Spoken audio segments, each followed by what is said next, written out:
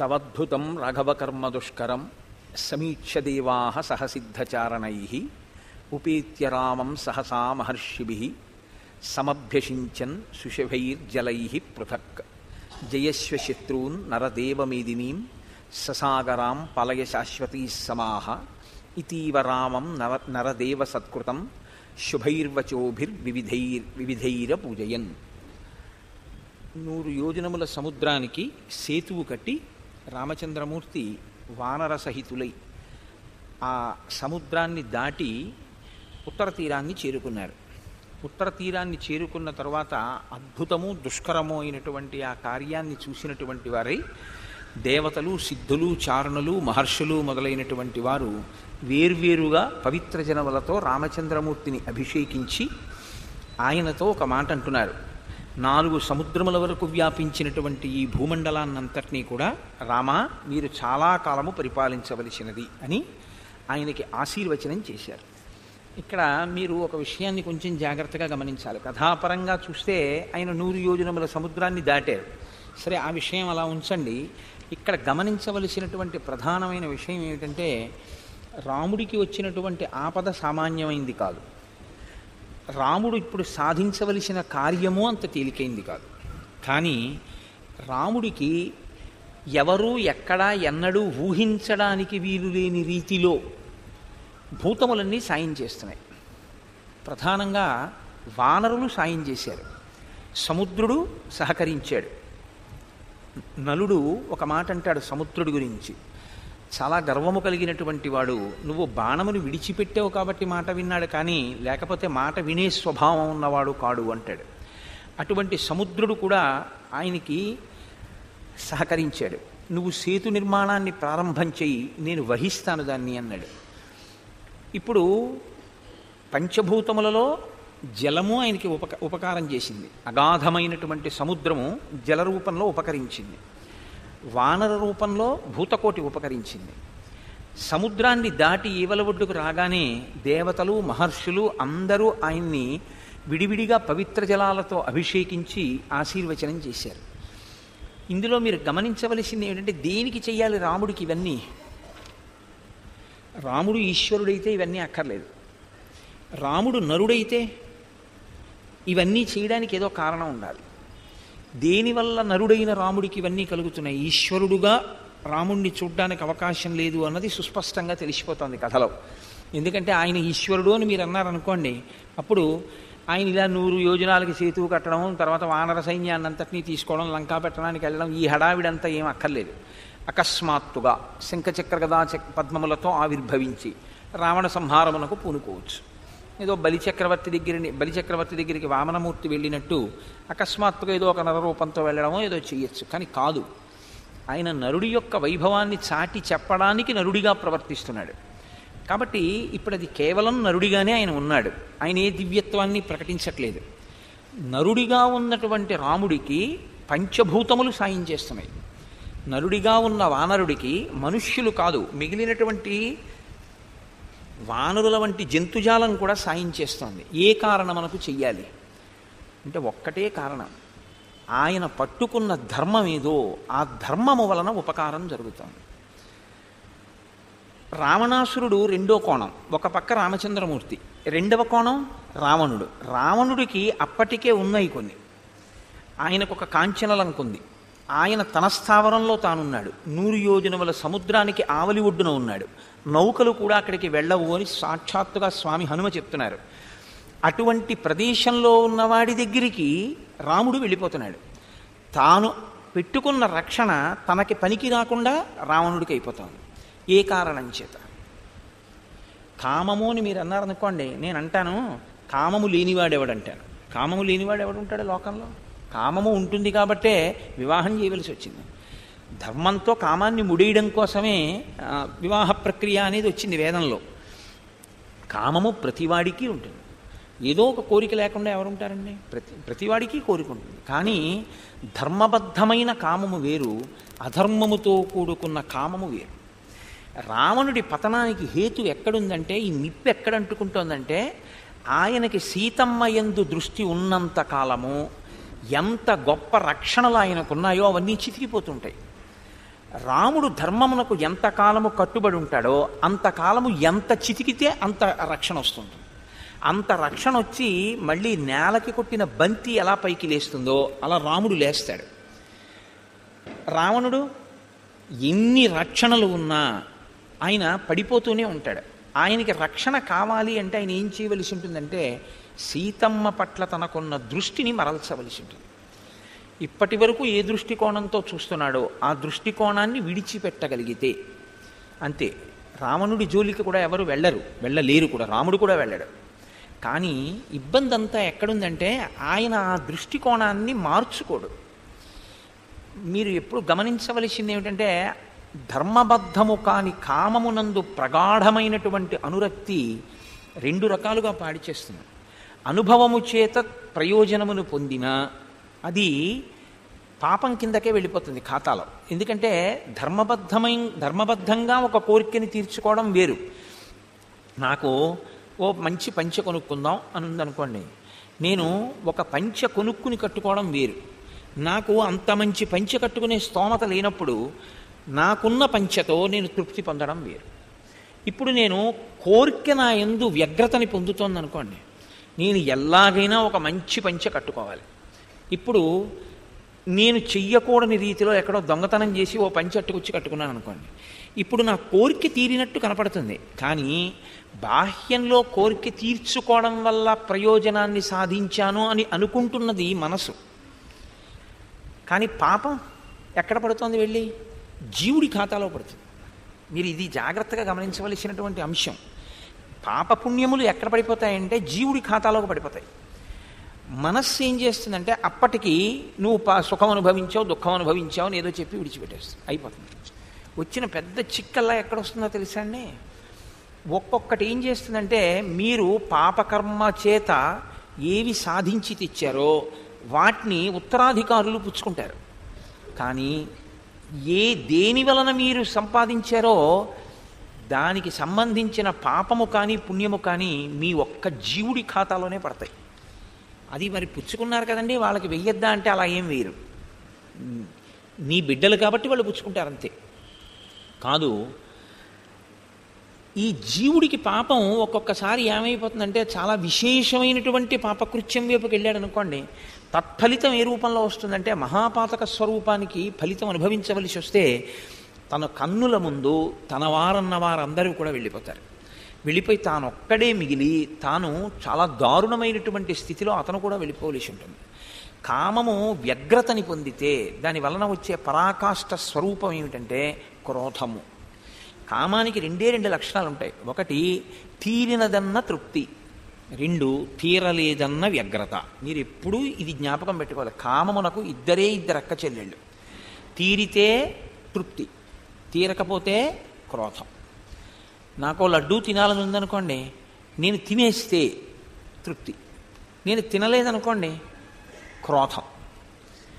నేను లడ్డూ తినలేకపోయానని అది నేను పొందలేకపోవడానికి కారణం ఎవరో అన్వేషించి వాళ్ళ మీద నేను పగ పెంచుకుంటాను. ఇది ఎప్పుడూ రెండుగానే ఉంటుంది తప్ప మూడో మార్గం ఏమి ఉండదు దానికి. అందుకే కామమును నశింపచేసే ప్రయత్నం చేయడం కుదరదు. అసలు కామం లేకుండా ఉంటాను అని ఎవరైనా అన్నారనుకోండి, అసంభవమైనటువంటి విషయం. మీరు ఉండలేరు అలాగా.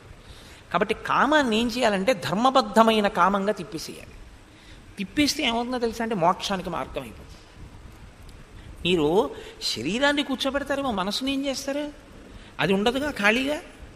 కాబట్టి ఇప్పుడు ఏం చేయాలంటే ఏ మనస్సు శరీరాన్ని వాడుతోందో ఆ మనసుని ధర్మబద్ధమైనటువంటి కామానుభవము వైపుకి మీరు ప్రచోదనం చేయాలి.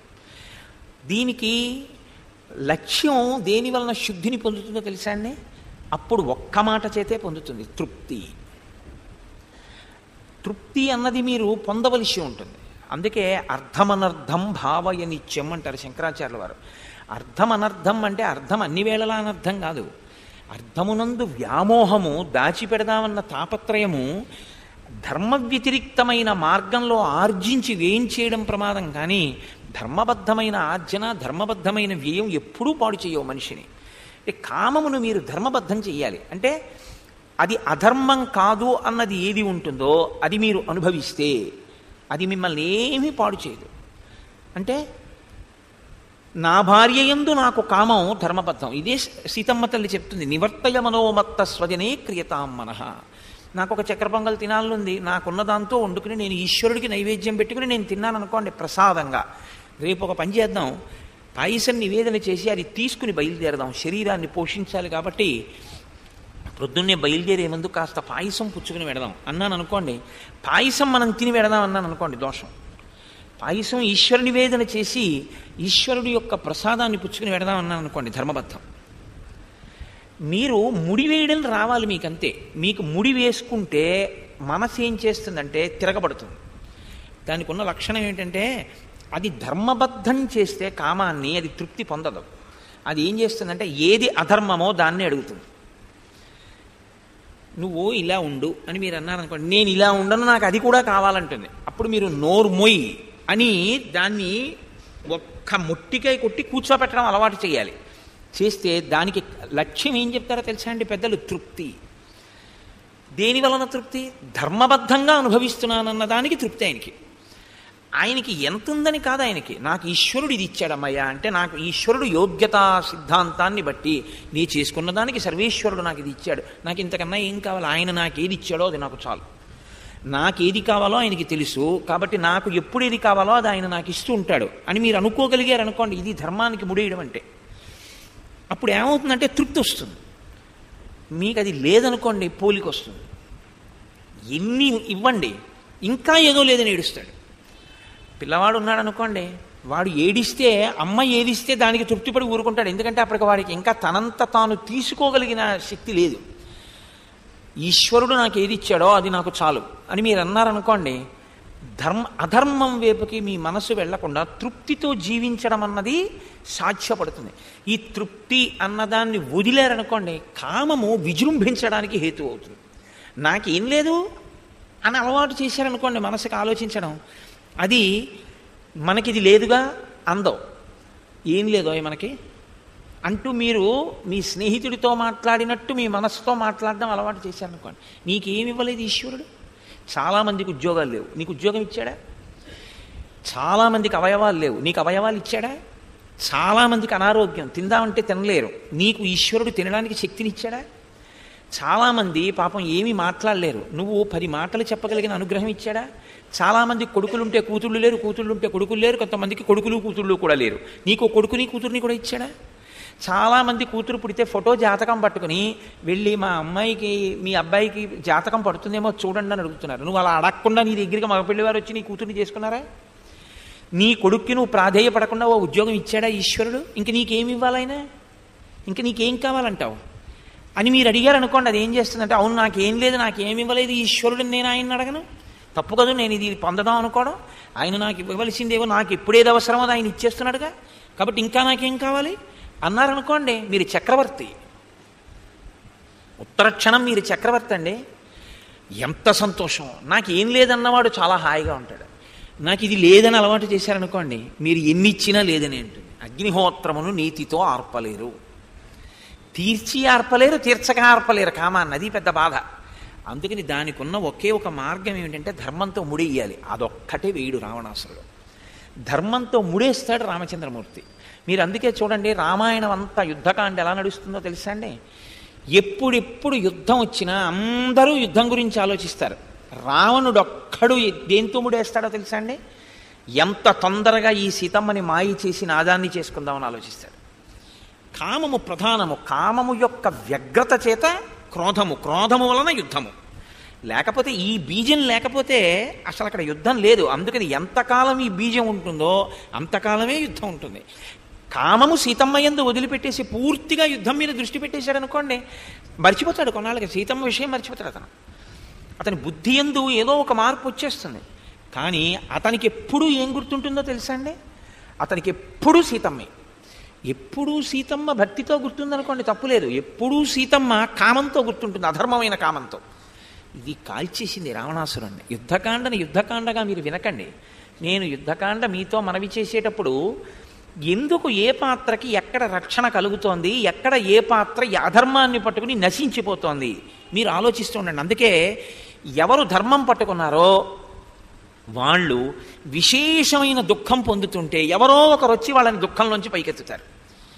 నేను చాలా గొప్పగా మోసం చేస్తున్నాను, నా కోరిక తీర్చుకోవడానికి ఇప్పుడు నేను పన్నిన వ్యూహాన్ని భేదించడం ఎవరికీ సాధ్యం కాదని అధర్మాన్ని పట్టుకుని వ్యూహరచన చేసిన వాడు చాలా బాగా సాధించేస్తున్నాను అనుకునేటప్పటికీ వైక్లభ్యం వస్తుంది.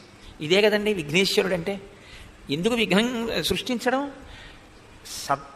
సత్పురుషుల్ని కాపాడడానికి, సత్పురుషుల్ని చెనకేటటువంటి వారి ప్రయత్నమునందు విఘ్నం, సత్పురుషులైన వారి ప్రయత్నంలో వచ్చిన విఘ్నాన్ని తొలగించడం. అందుకని విఘ్నేశ్వరుడిగా వినాయకుడిగా ప్రకాశిస్తాడు ఆయన.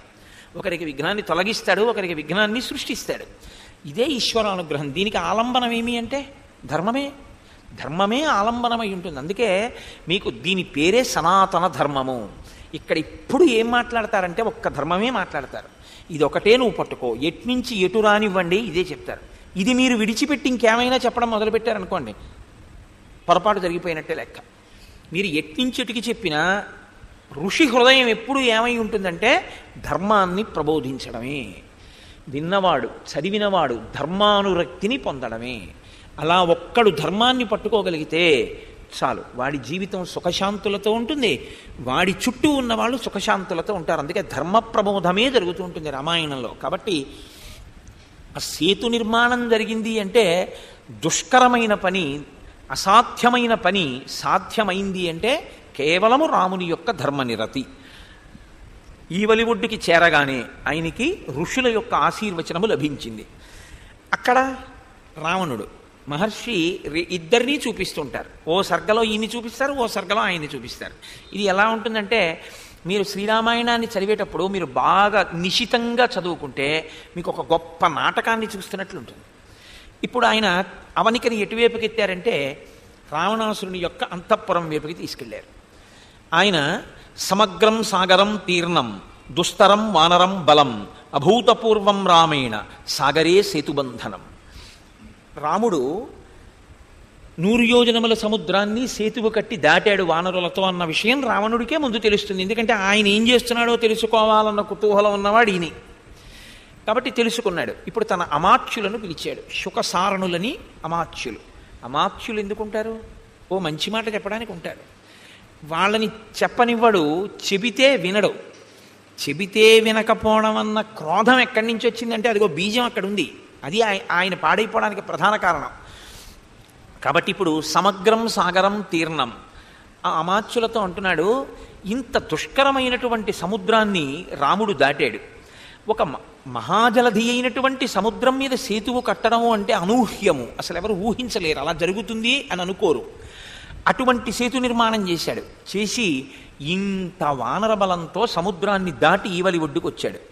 సాగరే సేతుబంధంతో న శ్రద్ధద్యాం కథంచన అవశ్యం చాపి సంఖ్యేయం తన్మయా వానరం బలం.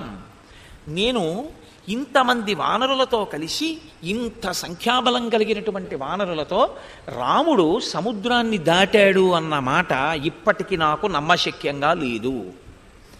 అంతే, కొన్ని అలాగే ఉంటాయి, నమ్మశక్యంగా ఉండవు. కానీ నమ్మశక్యం కానివి నమ్మవలసిన విషయాలుగా ఇప్పుడు వస్తాయి, అవతల వారి యొక్క ధర్మమును బట్టి వస్తాయి. ఈ మాట అని ఆయన అన్నాడు, మీరిద్దరూ కూడా నాకు ఒక ప్రయోజనాన్ని సాధించాలి. మీరిద్దరూ ఇప్పుడు ఇక్కడి నుంచి బయలుదేరి దక్షిణ తీరానికి చేరిపోయింది కాబట్టి వానర బలం, మీరు రామచంద్రమూర్తి యొక్క సైన్యంలోకి ప్రవేశించండి. మీరు కూడా ఆ సైన్యంలో కలిసిపోండి. వానర రూపాలతో కలిసిపోయి అక్కడ ఎవరున్నారు, ఎవరెవరు ఎంత బలవంతులు, ఎవరి వెనక ఎంతమంది అనుచరులున్నారు, ఎవరెవరి సామర్థ్యం ఎటువంటిది, ఎవరెవరు ఏ విధంగా వ్యూహరచన చేస్తున్నారు, ఈ విషయాలన్నిటినీ బాగా తెలుసుకుని నా దగ్గరికి రావలసింది. ఇప్పుడు ఆ శుకసారణులిద్దరూ వానర రూపాలను ధరించి వానర సైన్యంలో కలిసిపోయారు. ఇన్ని కోట్ల వానరములు అన్నీ ఒక చోటు నుంచి వచ్చినవి కావు. ఒక్కొక్కరు ఒక్కొక్క చోటు నుంచి భూమండలం అంతటి నుంచి ఆ వానరములను తీసుకొచ్చారు. ఏదో వృషభుడు ఆయన కొంతమందిని, గంధమాదనుడు ఆయన కొంతమందిని, గవయుడు ఆయన కొంతమందిని, ద్విధ మైందులు వాళ్ళు కొంతమందిని ఇలా తీసుకొచ్చారు. కాబట్టి గుర్తుపట్టే అవకాశం ఉండదు. కానీ వాళ్ళల్లో కలిసిపోయాడు. కలిసిపోతే ఈ రాక్షసమాయని కనిపెట్టగలిగిన వాడెవరు? ఈ రాక్షసమాయలు తెలిసినవాడే కనిపెట్టాలి, లేకపోతే అమాయకులైన వానరులు కనిపెట్టలేరు. ఈ రాక్షసమాయని భేదించి చూడగలిగిన శక్తి ఉన్నవాడు ఒక్క విభీషణుడే. కాబట్టే ముందే ఈశ్వరుడు విభీషణుడు పుట్టేటట్టు చూసి విభీషణుడు దేశకాలాదులను అనుసరించి ఇప్పుడు రామచంద్రమూర్తి దగ్గరికి వెళ్ళేటట్టుగా అనుగ్రహించాడు. వెనక ఈశ్వరుడు అన్నవాడు ఒకడున్నాడు, వాడు నిర్వహిస్తున్నాడు కార్యాన్నంతటినీ. కాబట్టి ఇప్పుడు ఎవరు పట్టుకోవాలి? వానరులు పట్టుకోలేరు, రాక్షసులు ఆ రూపంలో వస్తే విభీషణుడు ఒక్కడే పట్టుకోవాలి. కాబట్టి విభీషణుడు ఇతి ప్రతి సమాదిష్టౌ రాక్షసౌ శుకసారణౌ హరిరూపధరౌ వీరౌ ప్రవిష్టౌ వానరం బలం. వానర రూపాలతో వానరులో ప్రవేశించినటువంటి రాక్షసులైన శుకసారణుల్ని విభీషణుడు గుర్తించాడు. గుర్తించి పట్టుకున్నాడు. పట్టుకుని గుర్తుపట్టాడు. తౌ దదర్శ మహాతేజా ప్రచ్ఛన్నౌ చ విభీషణ అచచచ్ఛేద రామాయ గృహీత్వా శుకసారణౌ. వానర రూపాలతో వాళ్లలో కలిసినటువంటి రాక్షసుల్ని పట్టుకుని వధించే ప్రయత్నాన్ని పొంది కోపించిన వాడై వీళ్ళిద్దరినీ ప్రభు అయిన రామచంద్రమూర్తి దగ్గర ప్రవేశపెడతానని ఇద్దరినీ తీసుకెళ్ళి ఆయన దగ్గర నిల్చోబెట్టాడు. మీరు ఇక్కడే చమత్కారం ఉంటుంది. విభీషణుడు ధర్మాత్ముడే, కానీ ఆయన ప్రభుభక్తి వలన ఆయన ఏమనుకున్నాడంటే వీళ్ళిద్దరూ చేస్తున్నది తప్పు, కాబట్టి వీళ్ళిద్దరూ వధక అర్హులు. ఇది ఆయన యొక్క బుద్ధి వ్యగ్రత. కాబట్టి ఆయన పట్టుకున్నాడు. ఆయన కూడా పరమధర్మాత్ముడు, అందుకే ఆయన బుద్ధిలో వెంటనే చంపేద్దామన్న ఉద్రేకం కలగలేదు. ఆయన ధర్మం ఎంతవరకు? తీసుకెళ్ళి ప్రభువు దగ్గర ప్రవేశపెట్టడం. ప్రభువు ఏ శిక్ష వేస్తే అది వేస్తాడు. నేను నీకు శరణాగతి చేస్తున్నాను, నేను నీ వెంట ఉంటాను, నేను నీకు చెయ్యగలిగిన సాయం చేస్తానన్నవాడు శత్రుపక్షం నుంచి వచ్చినటువంటి వాళ్ళని శత్రుపక్షంగా గుర్తుపట్టడం అంటే మనవాళ్లే అన్న మాట ఇంకా రాకూడదు. ఏ మాట రావాలి మనసులో? వీడు పరాయివాడన్న భావన రావాలి. వచ్చేంతసేపు అయిందన్నది కాదు, ఆ మాట అంతే. అది ఆ చమత్కారం రావాలంటే మనసులో ఆ బుద్ధి యందు ఆ అధ్యవసాయం ఉండాలి. లోకంలో ఒక సామెత చెప్తుంటారు. ఒక యజమానికి ఒక కూతురు ఒక కొడుకు. కూతురికి ఇద్దరు మగపిల్లలు, కొడుక్కి ఇద్దరు మగపిల్లలు. కూతురు పిల్లలు కొడుకు పిల్లలు ఇద్దరూ కలిసి ఆడుకుంటున్నారు. ఇద్దరూ ఆడుకుంటుంటే వాళ్ళ ఆవుల్ని ఎవరో తీసుకెళ్ళి పక్క చేలోకి వెళ్ళిపోయాయని బందీల దొడ్లో పెడుతున్నారు. ఈ పిల్లలు నలుగురు పరిగెత్తుకొచ్చారు తాతగారి దగ్గరికి. తాతగారండి తాతగారండి మీ ఆవుల్ని ఎవరో బందీల దొడ్లో పెట్టారన్నాడు కూతురు కొడుకు. కొడుకులు అన్నారు తాతగారండి తాతగారండి మన ఆవుల్ని ఎవరో బందీల దొడ్లో పెట్టారండి అన్నాడు. కూతురు బిడ్డలు తాతగారండి తాతగారండి మీ ఆవుల్ని అన్నారు. కొడుకు బిడ్డలు తాతగారండి తాతగారండి మన ఆవుల్ని అన్నారు. అది మనస్సులో ఉండేటటువంటి భావన. తాతగారి వేపు ఆవులు మీ ఆవులు, అదే నాన్నగారి వేపు ఆవులు అయితే మన ఆవులు. అలా మనసు నిశ్చితమై రామచంద్రమూర్తి కైంకర్యమునకే సిద్ధంగా ఉందని గుర్తేమిటి? రాక్షసులు వస్తే మన వాళ్ళు వచ్చారని లేదు, మన శత్రువులు వచ్చారని పట్టుకున్నాడు. పట్టుకుని వచ్చి రామచంద్రమూర్తి దగ్గర ప్రవేశపెట్టారు. వెంటనే ఆ శుకసారణులు ప్రాణముల మీద ఆశ విడిచిపెట్టేసుకున్నారు. యుద్ధానికి ముందు ఇలా వచ్చి గూఢచర్యం చేస్తే ఎవరు అంగీకరిస్తారు? కాబట్టి వాళ్ళు రాముడితో ఒక ప్రార్థనగా, ఒక మనవిగా మా ప్రాణములను రక్షించండి అని ఒక ప్రార్థన చేశారు. అవామిహిగా గతౌ సౌమ్య రావణ ప్రహితా ఉభౌ పరిజ్ఞాతుం బలం కృత్స్నం తవేదం రఘునందన. మేము అవామిహా గతౌ, మేమిక్కడికి దేని కొరకు వచ్చాము అంటే రావణుని యొక్క పనుపున వచ్చాం. వచ్చి మీ బలాన్నంతటినీ లెక్క కట్టే ప్రయత్నం చేశాం. కాబట్టి ఓ మహానుభావ రామచంద్ర మమ్మల్ని క్షమించు, మమ్మల్ని ప్రాణములతో విడిచిపెట్టు. ఇప్పుడు వాళ్ళ మనసులో కోరిక ఎంతవరకు అంటే రాముడు విడిచిపెట్టేస్తే చాలు. కానీ రాముడు అన్నాడు, ఎది దృష్టం బలం కృత్స్నం వయం వా సుపరీక్షితాః యథోక్తం వా కృతం కార్యం చందత ప్రతిగమ్యతాం. మీరు ఏ ప్రయత్నం మీద ఇక్కడికి వచ్చారు? మా వానర సైన్యం అంతా ఎంతుంది, ఎంతంత బలవంతులు ఉన్నారు, ఇది చూడ్డానికి కదా వచ్చారు. అది అయిపోయిందా చూడడం? బాగా చూశారా? లేకపోతే ఇంకా చూడవలసినవి ఏమైనా ఉండిపోయాయా? అధకించిద్ అదృష్టం వా భూయస్తద్రష్టుమర్హత విభీషణో నా కార్త్స్నేన భూయ సందర్శయిష్యతి. ఒకవేళ మీరు చూడవలసినది ఏదైనా ఇంకా మిగిలిపోయి ఉంటే, మీరు పూర్తిగా చూసి ఉండకపోతే నాకు చెప్పండి, విభీషణుడినిచ్చి పంపిస్తాను. ఇంకా మీరు ఏవేవి చూడలేదో అవన్నీ మీకు చూపిస్తాడు. ఇప్పుడు వాళ్ళు తెల్లబోయారు. ఇదేంటి, మమ్మల్ని చంపవలసిన వాడు ప్రాణాలతో విడిచిపెట్టడం కాకుండా మీకు విభీషణుడిని సాయం ఇస్తాను, చూపిస్తాడు, వానర సైన్యాన్నంతటినీ చూసి రండి అంటాడేమిటి అని నచేదం గ్రహణం ప్రాప్య భేత్తవ్యం జీవితం ప్రతి న్యస్త శస్త్రౌ గృహీతౌ వా నదూతౌ అథమర్హతి. మీ దగ్గర అస్త్రములు లేవు, శస్త్రములు లేవు.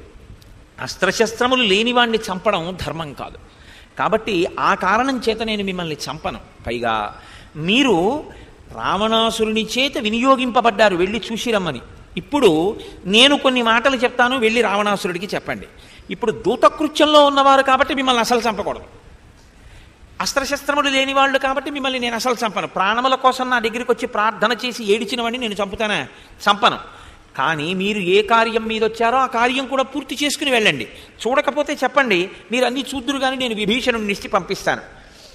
ఇక్కడి నుంచి బయలుదేరి మీరు లంకాపట్టణానికి వెళ్ళిపోయిన తర్వాత మాత్రం ఒక్క మాట చెప్పండి. వానర సైన్యాన్ని అంతటిని చూశాక దాస్తే దాగేదా సైన్యం? అది ఏమైనా చిన్న నల్లపూస ఎక్కడో పెట్టి దాచడానికి?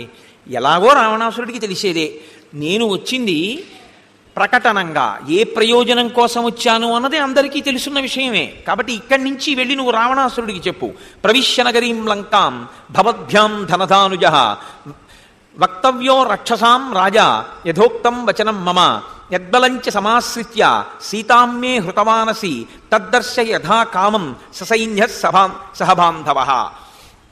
మీరు రావణుడితో ఏం చెప్తారంటే, ఏ శక్తిని, ఏ సైన్యాన్ని, ఏ బలాన్ని చూసుకుని నిన్ను నువ్వు రక్షించుకోగలననుకుని నువ్వు సీతమ్మను అపహరించావు. ఏ బలాన్ని చూసుకుని అపహరించావో ఆ బలాన్నంతటినీ తీసుకుని వచ్చి ఈ వానర సైన్యాన్నంతటినీ చూడు. వాళ్ళని వీళ్ళని పంపక్కర్లేదు, నువ్వే రావచ్చు. వచ్చి చూడు ఒకసారి ఈ సైన్యాన్నంతటినీ. నిన్ను విడిచిపెట్టడం అన్నది మాత్రం జరగదని చెప్పానని చెప్పు. సీతమ్మని తీసుకెళ్ళాడు, సీతమ్మని రక్షించుకోవడం నా ధర్మం. కాబట్టి అధర్మం ఆయన చేశాడు, ధర్మమునందు నేనున్నాను. కాబట్టి నేను రావణ సంహారము చేసి తీరుతాను, లంకని నశింపచేస్తాను. ఒకవేళ నేను ఈ ధైర్యంతో తీసుకెళ్ళానది దేని పట్ల అనుకుంటున్నాడో ఆ బలంతో వచ్చి చూడమను వానర సైన్యాన్ని. ఆయనే చూడొచ్చు, మీరెందుకు రావడం, మీరెందుకు ఇలా భయపడడం? ఇది ధర్మాన్ని పట్టుకున్న వాడికి ఉండేటటువంటి ధైర్యం. ఈ మాటలు చెప్తే వాళ్ళిద్దరు ఆశ్చర్యపోయారు శుకసారణులు. ఇప్పుడు వాళ్ళకి ఏం తెలిసిందంటే, బాహ్యంలో రామబలం, బాహ్యంలో వానరబలం కాదు, ఆంతరమైన రామబలం తెలిసింది వాళ్ళకి. రాముడు నిజంగా లోపల రాముని యొక్క బలమేమి, ఆయన ధర్మమే ఆయన బలం. ఇది తెలుసుకున్న తర్వాత వాళ్ళు శ్లాఘించకుండా ఉండలేకపోయారు. బాహ్య బలం ఎక్కువ అనుకోండి, శ్లాఘించవచ్చు, శ్లాఘించకపోవచ్చు.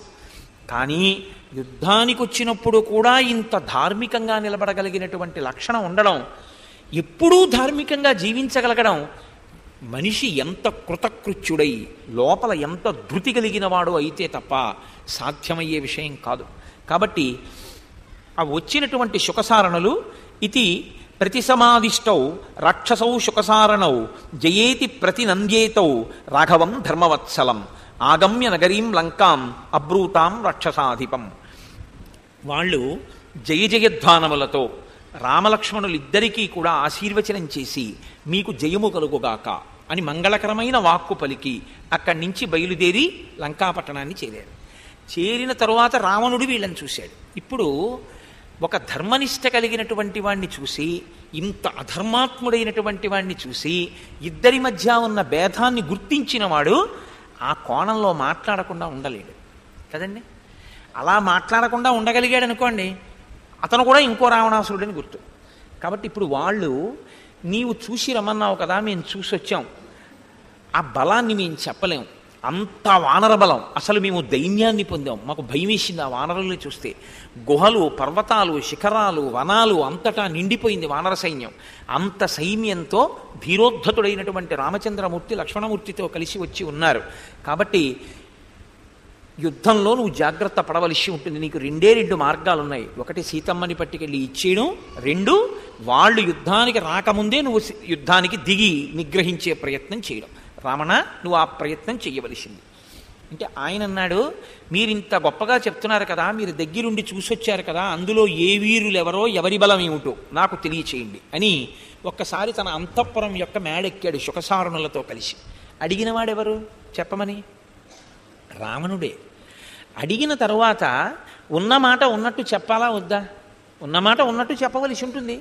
కాబట్టి ఇప్పుడు శుకసారణులు ఇద్దరూ చేసిన దోషం ఏముంటుంది? వాళ్ళు ఒక్కొక్కరిని చూపుడు వేలు పెట్టి రావణుడు చూపిస్తున్నాడు. ఈయనెవరు, ఈయన ఎవరు, ఈయన ఎవరు అని అడుగుతున్నాడు. ఈయన చూపుడు వేలు ఎవరి మీద చూపించాడో వాళ్ళ గురించి శుకసారణులు చెప్తున్నాడు. చెప్పేటప్పుడు నీలుడు, అంగదుడు, నలుడు, శ్వేతుడు, కుముదుడు, రంభుడు, శరభుడు, పనసుడు, వినతుడు, హరుడు, ధూమ్రుడు, జాంబవంతుడు, దంభుడు, సన్నాదుడు, క్రధనుడు, ప్రమాధి, గజుడు, గవాక్షుడు, మైందుడు, ద్వివిధుడు, హనుమ, వీళ్ళందరి గురించి వాళ్ళు వర్ణించారు. వర్ణించేటప్పుడు వీళ్ళు ఎవరైనా సామాన్యమైన వ్యక్తులా? వీళ్ళకి గోళ్ళు ఆయుధాలు, శిలలు ఆయుధాలు, వృక్షములు ఆయుధాలు, కొండలు పిండి చేయగలరు, పర్వత శిఖరములను ఎత్తేయగలరు. వీళ్ళు తమ పాదముల యొక్క ఘట్టనల చేత శిఖరములను కూడా కూలద్రోయగలరు, భూమిని పర్వతములను చూర్ణం చెయ్యగలరు. అంత పౌరుష పరాక్రమాలు కలిగిన వాళ్ళు. ఒక్కొక్కళ్ళ వెనక కొన్ని కోట్ల మంది వానరులు అనుగమించి వచ్చారు అని వాళ్ళ యొక్క వైభవాన్ని చెప్తూ హనుమద్వైభవం గురించి విశేషంగా చెప్పారు. ఈయనొక్కడే మహానుభావుడు. 100 యోజనముల సముద్రాన్ని గడచి వచ్చి సీతమ్మ తల్లి దర్శనం చేసి మాట్లాడి నీతో రాయబారం చెప్పి మరీ వెళ్ళినవాడు, లంకాదహనం చేసినవాడు. ఇప్పుడు వాళ్ళ గురించి శుకసారణులు చెప్పినటువంటి మాటలన్నీ వింటున్నాడు రావణాసురుడు. చిట్ట చివర రామలక్ష్మణుల గురించి చెప్పవలసి వచ్చింది. వాళ్ళన్నారు, యశ్చైషోనంతరశూర శ్యామ పద్మనిభేక్షణ ఇక్ష్వాకూణామతిరథో లోకే విఖ్యాత పౌరుష యస్మిన్న చలతే ధర్మో యో ధర్మం నాతివర్తతే యో బ్రహ్మమస్త్రం వేదాంశ్చ వేద వేద విదాంబర యో భింద్యాద్ గగనం బాణైః పర్వతానపి దారయేత్ యస్య మృత్యోరివ క్రోధః శక్రస్యేవ పరాక్రమః యస్య భార్యా జనస్థానాత్ సీతాచాపః కృతాత్వయ స ఏష రామస్త్వాం యోద్ధుం రాజన్ సమభివర్తతే. వాళ్ళు అడిగో మహానుభావుడు అక్కడ ఉన్నాడే, నీలమేఘఛాయితో నిలబడినటువంటి వాడు, విశేషమైనటువంటి కాంతితో ప్రకాశిస్తున్నవాడు, ఇక్ష్వాకు వంశంలో జన్మించినటువంటి కీర్తివంతుడు, ఎవరు ఎప్పుడూ ధర్మాన్ని అతిక్రమించడో, ఆయనే రాశీభూతమైనటువంటి ధర్మముగా ఉన్నవాడో, అధర్మము ఆయనని చేరలేదు, అటువంటి వాడే రామచంద్రమూర్తి. ఆ రాముడు తన బాణ పరంపరల చేత ఎవరి మీద కోపగించాడో వాళ్ళని సాక్షాత్తు మృత్యురూపంగా చెనకగలిగినటువంటి సమర్థత కలిగినటువంటి వాడు. ఆయనే తలుచుకుంటే ఎన్ని కోట్ల మందినైనా తెగటార్చగలడు, సమస్త భూతములను క్షోభింపచేయగలడు, అంతటి శక్తివంతుడు. అడిగో అలా నిలబడినటువంటి ఆ రామచంద్రమూర్తి ఇల్లాలైన సీతమ్మనే నువ్వు జనస్థానం నుంచి అపహరించి తెచ్చి అశోకవనంలో పెట్టావు. కాబట్టి ఆ కారణం చేతనే రాముడు ఇప్పుడు యుద్ధానికి వచ్చి నిలబడి ఉన్నాడు అని చెప్పారు. ఇందులో ఏమైనా దోషం ఏమైనా ఉందా ఈ చెప్పిన మాటలో? అందులో వాళ్ళు చెప్పిన దాంట్లో యుద్ధమునకు కారణాన్ని వాళ్ళు చెప్పారు. రాముడు యుద్ధమునకు వచ్చిన కారణం సందేశాత్మకంగా రాముడు చెప్పమన్నది ఏదో దానినే వాళ్ళు అక్కడ ఆవిష్కరించారు. చెప్తూ యస్యైష దక్షిణే పార్శ్వే శుద్ధ జంబూ నదప్రభ విశాలవక్షస్తామ్రాక్షో నీలకుంచితమూర్తజ ఏషోస్య లక్ష్మణో నామ భ్రాతా ప్రాణసమప్రియ నయే యుద్ధే చ కుశల సర్వశాస్త్ర విశారద అమర్షీ దుర్జయో జేత విక్రాంతో బుద్ధిమాన్ బలి రామస్య దక్షిణో బాహు నిత్యం ప్రాణో బహిశ్చర న ఏష రాఘవస్యార్థే జీవితం పరిరక్షతి ఏషైవాశంశతే యుద్ధే నిహంతుం సర్వరాక్షసాన్. ఆ పక్కన నిలబడ్డాడే రామచంద్రమూర్తికి పోతపోసినటువంటి బంగారు వర్ణంలో ఉన్నాడే ఆయనే లక్ష్మణమూర్తి. ఆయన రామచంద్రమూర్తి యొక్క బహిప్రాణం. లోపల తిరిగే ప్రాణం మనకి కనపడదు, రామునికి బయట తిరిగే ప్రాణంతో సమానమైనవాడు. రామకార్యం మీద అవసరమైతే తన ప్రాణములనైనా విడిచిపెట్టాలనేటంతటి పూనిక ఉన్నవాడు. ఆ లక్ష్మణుడు మిగిలిన ఎవ్వరి సహకారం లేకుండా తానొక్కడే ఈ రాక్షసులందరినీ మట్టు పెట్టాలన్నంత గొప్ప సంకల్ప బలంతో దృఢదీక్షతో ఉన్నాడు అని ఎస్తు సవ్యమసౌ పక్షం రామస్యాశ్రిత్య తిష్టతి రక్షోగణ పరిక్షిప్తో రాజాహ్యేష విభీషణ. వాళ్ళన్నారు, అదిగో రాముడి పక్కన నిలబడున్నాడే నీకు తెలుసు, ఆయనే రాజైన విభీషణుడు అన్నారు. ఇది చురుక్కుమంటుంది కదండి రావణాసురుడికి. తన తమ్ముడు తనని విడిచిపెట్టి వెళ్ళాడు, దేనికి రాజు? వాళ్ళు దేనికి రాజో చెప్తున్నారు. ఎందుకు చెప్తున్నారు? అలా రాచపదవిని రాముడు అనుగ్రహించాడు ఆయనకి, అది ఆయనకి చెందకూడదంటే నువ్వు ధర్మం పట్టుకోవాలి. కాబట్టి ఇప్పుడు వాళ్ళు అన్నారు, శ్రీమతారాజరాజైన లంకాయాం అభిషేచిత త్వామేవ ప్రతి సంరబ్ధో యుద్ధాయైషోభివర్తతే. శ్రీమత రాజరాజైన రాజాదిరాజైనటువంటి రామచంద్రమూర్తి రావణుడి దృష్టిలో రాజ్యభ్రష్టుడు, వనములందు తిరుగుతున్నవాడు, భూమి మీద పడుకుంటున్నవాడు. వాళ్ళు ఆయన ధర్మాన్ని గుర్తించారు.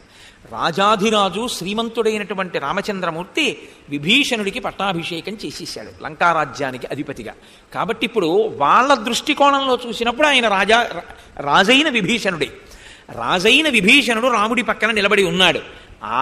ఆయన కూడా నీ మీద క్రోధంతో యుద్ధానికి సిద్ధంగా ఉన్నాడు. అంటే అసలు యుద్ధం మొదలవకముందే నీవాడన్నవాడొకడు, నీ తోడ పుట్టినవాడొకడు రాముడి పక్కన చేరిపోయాడు. అటువైపు ఉన్నవాడొకడు నీ పక్కకు వచ్చినవాడు లేడు అని.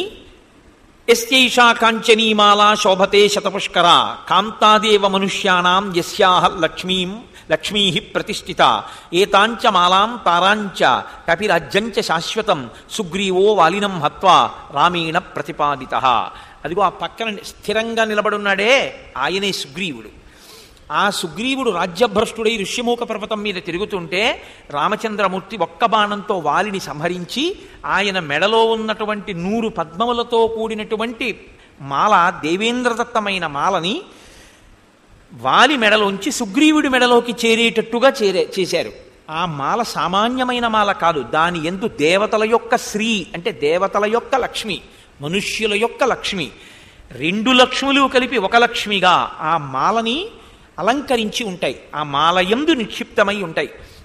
అటువంటి మాల వాలి మెడలోంచి సుగ్రీవుడి మెడలోకి రావడానికి కారణం రాముడే. అలాగే తార సుగ్రీవుడి పక్కకి రావడానికి కారణం రాముడే. రుమ మళ్ళీ సుగ్రీవుణ్ణి పొందడానికి కారణం రాముడే. వానరరాజ్యం సుగ్రీవుడు పొందడానికి కారణం రాముడే. అదిగో అలా రాముని చేత సమస్తము పొంది ఆనందించి కృతజ్ఞతాభావము పెంచుకున్నటువంటి కింకరుడైన సుగ్రీవుడు పక్కన నిలబడి ఉన్నాడు. ఇవన్నీ రామచంద్రమూర్తి సాధించినటువంటి విజయాలు. ఇంకా కనుచూపు మేర అలా అసలు అందనంత కనపడుతోంది చూసావా సైన్యం. ఆ సైన్యం ఎంత ఉంది అన్నదానికి సంబంధించి మాకు అందిన లెక్కలో నీకు చెప్తాం విను అని వాళ్ళు అన్నారు. గణిత శాస్త్రజ్ఞులు చాలా పెద్ద సంఖ్యలు చెప్పవలసి వస్తే కొన్నింటిని వాడుతూ ఉంటారు. 100 లక్షలు 1 కోటి, 1,00,000 కోట్లు 1 శంఖము, 1,00,000 శంఖములు 1 మహాశంఖము, 1,00,000 మహాశంఖములు 1 బృందము, 1,00,000 బృందములు 1 మహాబృందము, 1,00,000 మహాబృందములు 1 పద్మము, 1,00,000 పద్మములు 1 మహాపద్మము, 1,00,000 మహాపద్మములు 1 కర్వము, 1,00,000 కర్వములు 1 మహాకర్వము, 1,00,000 మహాకర్వములు 1 సముద్రము, 1,00,000 సముద్రములు 1 ఓఘము, 1,00,000 ఓఘములు 1 మహౌఘము. ఈ విధంగా 1,000 కోట్లు 100 శంఖములు 1,000 మహాశంఖములు 100 బృందములు 1,000 మహాబృందములు 100 పద్మములు 1,000 మహాపద్మములు 100 కర్వములు 100 సముద్రములు 100 మహౌఘములు 1,000 మహౌఘములు. ఇలా ఇంకా నేను చెప్పడం సంఖ్య చేత కాదులే రావణ, అంత వానర సైన్యం ఉంది అని చెప్పాను. ఇది సహజంగా రావణాసురుడికి మదోన్మత్తుడైన వాడికి వాళ్ళని నేను చెప్పమంటే వేలు చూపించి అడిగితే వాళ్ళు చెప్పారు తప్ప ఇందులో వాళ్ళు సొంతంగా వాళ్ళు పొగిడిందే ఉంది. నేను మేడ మీదకి తీసుకొచ్చి అడగకపోతే వాళ్ళు ఏం చెప్తారు, వాళ్ళు చెప్పి వెళ్ళిపోతారు అని అనుకోవాలి. కానీ సత్యాన్ని గ్రహించేటటువంటి దృష్టిలో ఆయన లేడు. కాబట్టి ఆయన అన్నాడు, రాజు నిగ్రహానుగ్రహ సమర్థుడన్న విషయం మీకు తెలీదా? రాజు తెలుసుకుంటే అభ్యున్నతిని కల్పించగలడు. రాజు తెలుసుకుంటే మూలఘాతి శరీరాన్ని తీసేయగలడు. విప్రియన్ నృపతేర్వక్తుం నిగ్రహ ప్రగ్రహే ప్రభోహో. ప్రభువుకి ఇష్టం లేని మాటలు మాట్లాడిన వాణ్ణి నిగ్రహించగలిగినటువంటి శక్తి ప్రభువుకుంటుంది.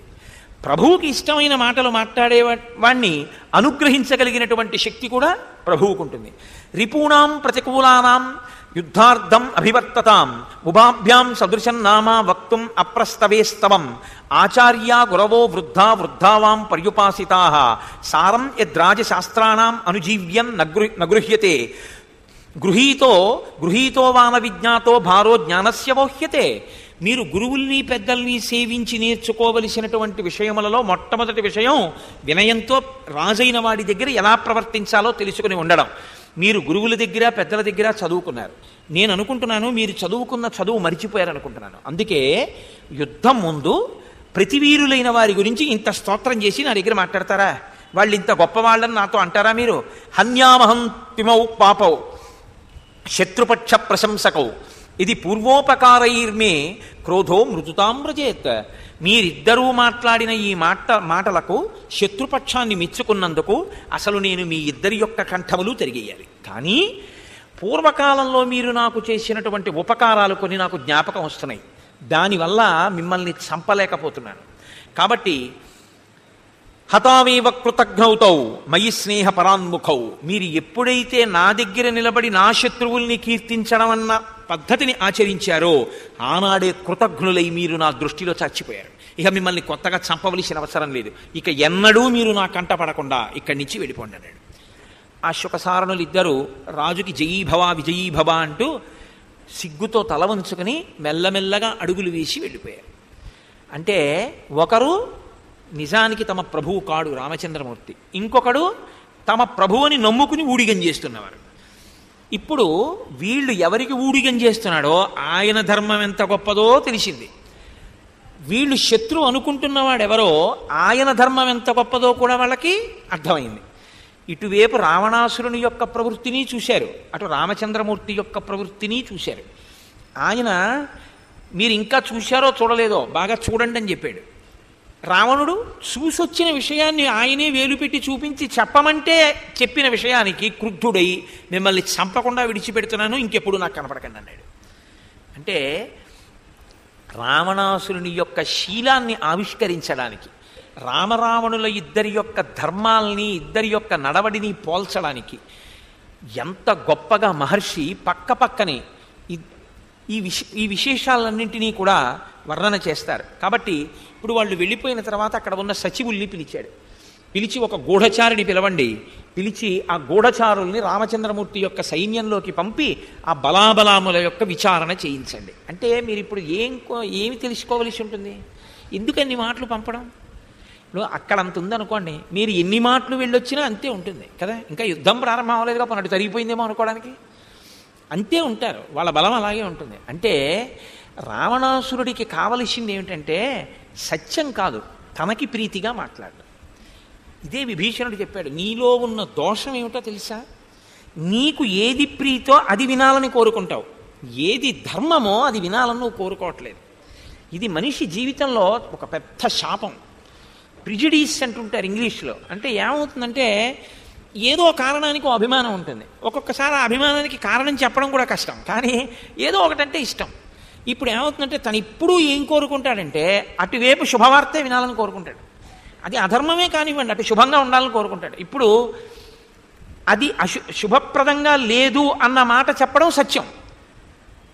అది బలంగా ఉంది అవతల వైపు పక్షం అని ఎవరైనా చెప్తున్నారనుకోండి, ఈయనకి ప్రీతికరంగా ఉండదు. అది కారణం ఏమిటంటే తన ప్రీతి పక్కన పెట్టండి, ఉన్న విషయాన్ని ఉన్నట్టు సహేతుకంగా చూడగలిగిన ప్రజ్ఞ ఉంటే నువ్వు రాగద్వేషములతో అతుక్కోకుండా కేవలం సాక్షిగా గుణదోషములను విచారణ చేసి దాని వరకు ఎక్కడ వరకు గుణం ఉందో అక్కడ వరకు నువ్వు మొగ్గి, ఎక్కడ వరకు దోషం ఉందో అక్కడ నువ్వు ఖండించి నిలబడగలిగితే నీ ప్రాజ్ఞత. కానీ గుణము దోషముతో సంబంధం లేకుండా దోషములను కూడా గుణంగా చూడాలనే ప్రవృత్తి బయలుదేరింది అనుకోండి, అవతల వాడికి ఏమీ అవదు, మీరే పాడైపోతారని గుర్తు. అది చాలా ప్రమాదకరమైన ధోరణి అండి. మనిషి యొక్క మనఃప్రవృత్తిలో చాలా చాలా దోషభూయిష్టమైన విషయం. మీరు అందుకే చూడండి, ఎప్పుడు ఎంత మంచివాడవనివ్వండి, ఒక ఆయనంటే ఎట్టి పరిస్థితుల్లో ఇష్టపడరు కొంతమంది. ఆయన ఎంత ధర్మాత్ముడు కానివ్వండి, ఎంత మంచివాడు కానివ్వండి, ఆయన పేరు చెప్తే ఇష్టపడరు. ఎందుకు అలా ఇష్టపడకుండా ఉండడం అంటే లోపల పట్టుకున్నటువంటి రాగద్వేషాలు. దీనివల్ల ఏమవుతుందంటే అసలు ఎట్టి పరిస్థితుల్లో మీరు గుణమును చూడకుండా మీ దృష్టికోణాన్ని అడ్డేస్తుంది. ఇప్పుడు ఈ కళ్ళజోడు మీద ఒక చెమట బిందువు పడింది అనుకోండి, నాకు కనపడదు, నేను తీసి మళ్ళీ దాన్ని తుడుచుకుని పెట్టుకోవాలి. బుద్ధిని కూడా ఎప్పుడు ఒక మసక, ఒక తెర అద్దమును మావి మూసినట్టు ఒక మూత మూస్తుంది. అదేమిటో తెలుసా అండి? పక్షపాతము. అది చాలా విచిత్రంగా చేరిపోతుంది మనసులోకి. అది ఎందుకు చేరుతుంది అంటే మీరు సాధికారికంగా చెప్పడం కూడా చాలా కష్టం, కానీ మనిషి విచారణ చేత దాన్ని గెలవగలిగి ఉండాలి. అలా విచారణ చేసి గెలవలేకపోయాడు అనుకోండి, ఏమవుతుందో తెలుసా అండి? అది బుద్ధి ఎందు ఒక వైక్లభ్యంగా ఉండిపోతుంది. అది అంత మంచి పద్ధత అంటే మంచి పద్ధతి కాదు. ఇదే రావణాసురుడితో వచ్చిన పెద్ద పేచి. అందుకు నన్ను ఈ మాటలు అంతమందిని పంపిస్తారంటే ఎవడో ఒకడు వచ్చి వాళ్ళందరూ ఎవరండి కోతులు, వాళ్ళని మీరు చేయకపోవడం ఏంటంటే మీరే వెళ్ళాలేంటి, ప్రహస్తులు చాలని ఎవరైనా అన్నాడు అనుకోండి, వెంటనే ఓ కంకణం తీసిస్తాడు వాళ్ళకి. అది సత్యమా అసత్యమా ఆయనకు అనవసరం, అది అసత్యమని ఆయనకి తెలుసు.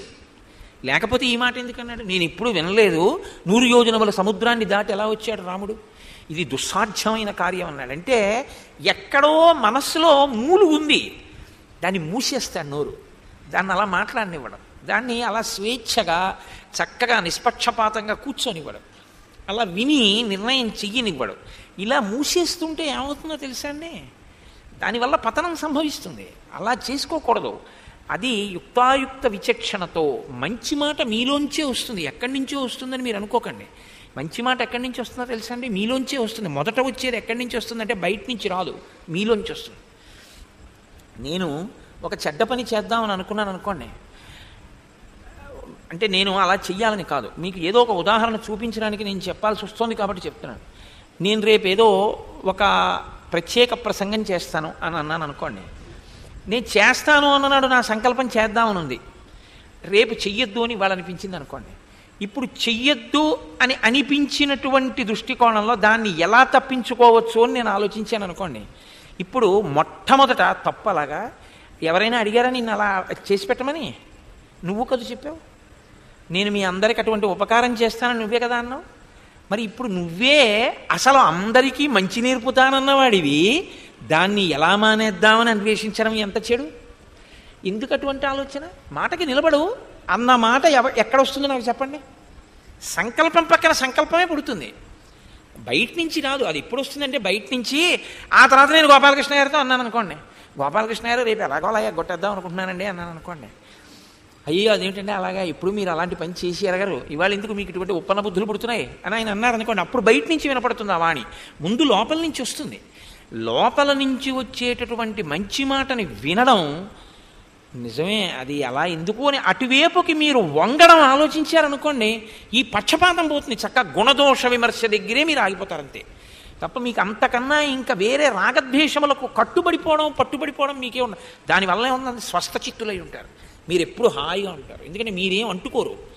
గుణము దోషము విచారణ, దానివల్ల ఏమంటే మనసుకు అది బాగా అలవాటు అవుతుంది. ఆ గుణదోష విచారణ, గుణం వైపుకు మొగ్గడం, దానికి సిద్ధంగా ఆయన ఉండడు. అందుకే ఆయనకి శత్రువులను కీర్తించడం కింద వినిపించింది తప్ప, అన్నన్నా అంత గొప్పవాళ్ళే, అందుకు కదురా రాగలిగారు వాళ్ళు, అందుకు కదురా హనుమ రాగలిగారు. నిజమే, ఇదేదో ఆలోచించవలసిన విషయమే. వీళ్ళందరూ వస్తే నా పనుపున మిగిలిన వాళ్ళు యుద్ధం చేస్తే ఏ కారణానికి వీళ్ళందరూ చచ్చిపోవాలి? తీరితే నాది కామం, తీరకపోతే మరణించే వాళ్ళు అమాయకులు ఇన్ని కోట్ల మంది పోతారు, లంక పోతుంది. నా ఒకడి కోసం దేశం అంతా ఎందుకు పోవాలి?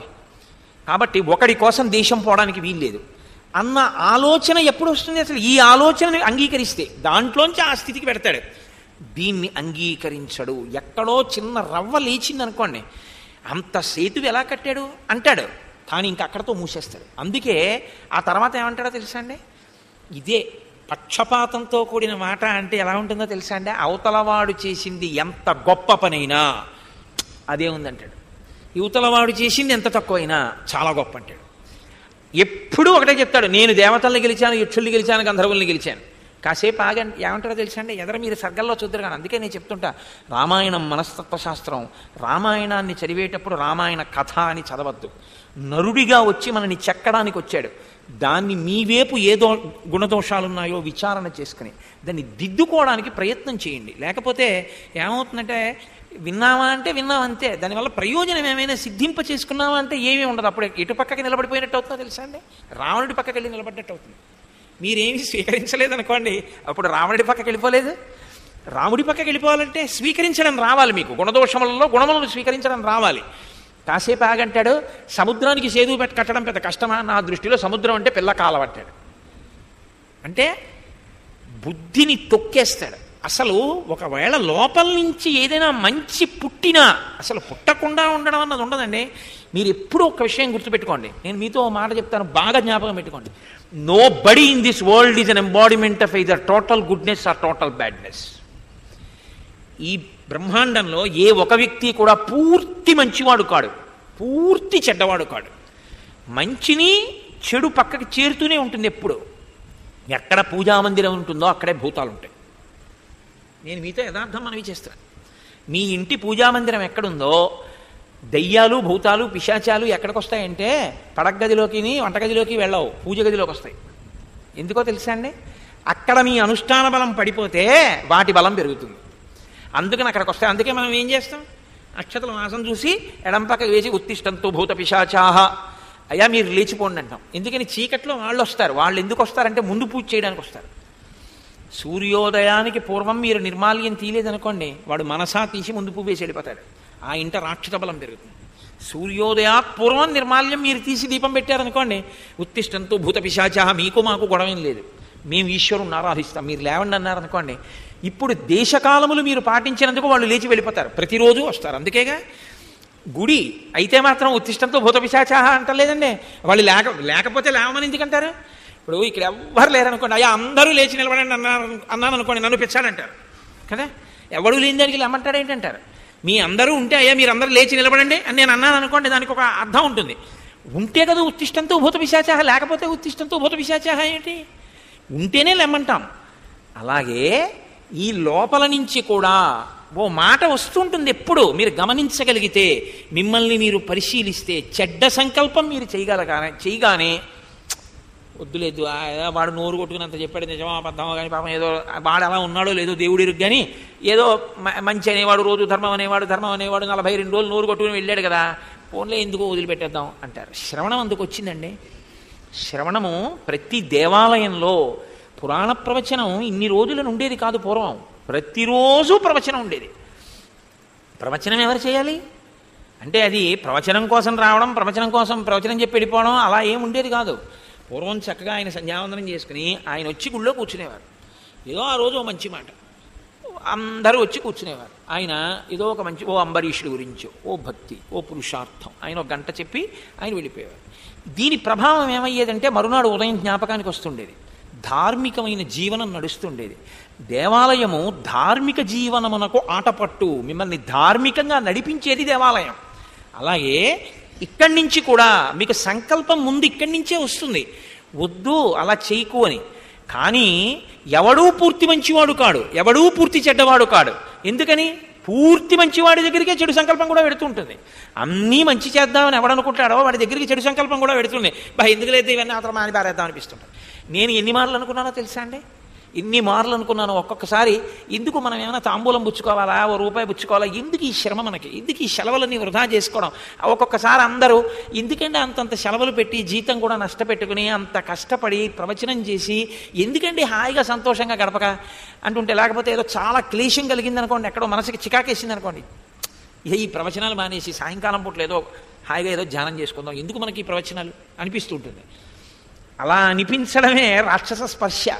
నీకు ఈశ్వరుడు ఓపికిచ్చినన్నాళ్ళు చెప్పాలి, కానీ నీకు ఏదో చిన్న కష్టం వచ్చిందని ప్రవచనం మానేస్తానంటే అలాగా తరించట్లా. దానివల్ల తపహ 2 గంటల సేపు ఈశ్వరుడు గురించి చెప్పడం అంటే 2 గంటలు ఉత్తినే చెప్పేయడం కుదురుతుందా? 2 గంటలు మీకు చెప్పాలంటే కనీసం 2 గంటలు నేను చదవాలి. ఇవేమీ చదవకుండా నేను వచ్చి మీకు ఏం చెప్పను. ఇప్పుడు 2 గంటలు చెప్పడానికి 2 గంటలు చదువుతున్నావా? 24 గంటల్లో 4 గంటల తపస్సు జరిగిందా? ఏమీ లేకపోవడం ఏమిటి? నువ్వు పొందట్లా మనుష్య జన్మ ప్రయోజనాన్ని? పూనికతో నిలబడాలి, ప్రతిబంధకం వచ్చినప్పుడే నిలబడాలి అని అనుకున్నారనుకోండి, ఇక్కడ వచ్చిన భావాన్ని ఇక్కడే తొక్కుతారు. కాబట్టి ఇప్పుడు మంచి పక్కకి చెడు స్పర్శ ఉంటుందా ఉండదా? ఎప్పుడూ ఉంటుంది, ఉండకపోవడం ఏమి ఉండదు. కించిత్ లొంగితే ఆ కించిత్ చెడు ఉంటుంది, ఎక్కువ లొంగితే ఎక్కువ చెడు ఉంటుంది. చెడు నుంచి విముక్తి అయితే వెలుతురు ఉంటుంది. చీకటి వెన్నెలా లేకుండా ఉండవు, ఉంటాయి. కానీ తమసోమా జ్యోతిర్గమయ, విడుదల పొందే ప్రయత్నం చెయ్యాలి. కానీ ధార్మిక ప్రవచనం, ధర్మనిష్ట గురించిన చదువు కేవలం చదువుకోవడానికి, కేవలం వినడానికి అనుకోండి, ఏమీ ఉపయోగం ఉండదు. రామాయణం చదువుకుంటున్నానండి, ఎందుకు చదువుతున్నారు అంటే ఇక్కడ ఇలా పట్టుకుని చదవడం మనసు ధర్మం కాబట్టి చదివేస్తూ, నేను ఇవాళ ఈ పనులు చెయ్యాలి అనుకుంటూ గబగబా పేజీలు తిప్పేసి అయిపోయే 120 పేజీలు అని చెప్పేసి పైన కొంత చూసేసి అయిపోయిందని చెప్పి స్వస్తి ప్రజాభ్య పరిపాలయంతాం న్యాయేన మార్గేణ మహిమహీషామని నీరాజని ఇచ్చేసి వెళ్ళిపోయాను అనుకోండి, రాముడు నా చొక్కా పట్టుకుని అన్నన్నా నువ్వు సరిగ్గా చదవలేదు అని నన్నేమండవు. కానీ ఎందుకది? ఎవరి కోసం చేస్తున్నట్లు? ఒక్క శ్లోకం చదువుకోవాలంటప్పుడు ఒకే ఒక్క శ్లోకం చదువు చాలు. భగవద్గీత కించిదధీత గంగాజలలవ కణికాపీత సకృతపియేన మురారి సమర్చ క్రియతే తస్య యమేన చర్చ. నీకు పనుంది, పూనికతో 1 గంటే పూజ చేయి. నీకు పనుంది, పూనికతో 1 గంట చేయి. నువ్వు చెయ్యగలను అని అన్ని విధాలా అనుకున్నావు, మనసారా 2 గంటలు చెయ్యి. ఏది చేసినా మనసారా చెయ్యి తప్ప రాక్షస స్పర్శని విడిపించుకునే ప్రయత్నం చేయాలి. బయట ఉత్తిష్టంతు భూత పిశాచాహ ఎంత అవసరమో ఇక్కడ ఉత్తిష్టంతు భూత పిశాచాహ కూడా అంతే అవసరం. కాబట్టి ఇందులో రావణాసురుడి వైక్లభ్యం ఎక్కడ కనపడుతుంటుందంటే, మనస్సు యొక్క మూలుగుని మూలుగులాగే ఉంచుతాడు తప్ప మనసు ప్రసంగం చేసే అవకాశాన్ని అసలు ఇవ్వడు. అంటే లోపల నుంచి వచ్చే సంకల్పాన్ని వినడు.